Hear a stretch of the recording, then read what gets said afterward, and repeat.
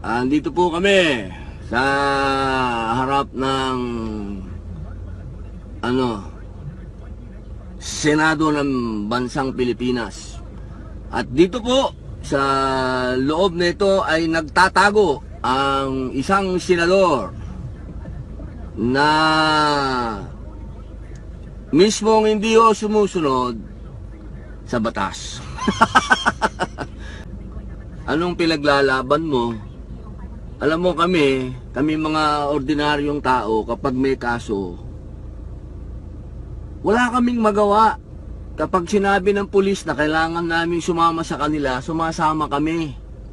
Kahit na alam namin na wala kaming kasalanan, sumasama kami. Kasi yun ang sinasabi ng batas. Doon tayo magpaliwanag.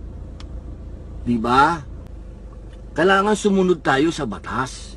Kahit na ano pang sabihin natin, kahit na butas siyang batas na yan, susunod tayo sa batas. Kasi kayo naman nang mahilig dyan magbutas ng batas eh.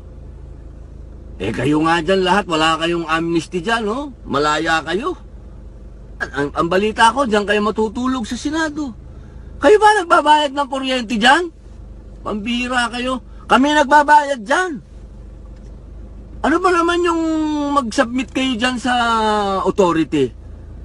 Kung merong warrant talaga, ano ba naman yung sumama ka muna, pare? Hindi ka naman gagalawin ng mga sundalo at kabaro mo naman yun. Sumunod ka sa batas. Kung mali yung batas, edi panalo ka. Di ba? Kung tama yung batas, edi pare, alam, nakita ng taong sumunod ka.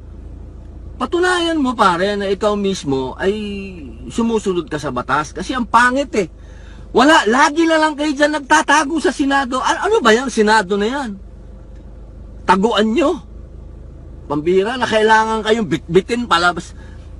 Pambihira, hindi naman kayo maano eh. Ano ba naman yun pare? Harapin natin. Magpakalalaki tayo.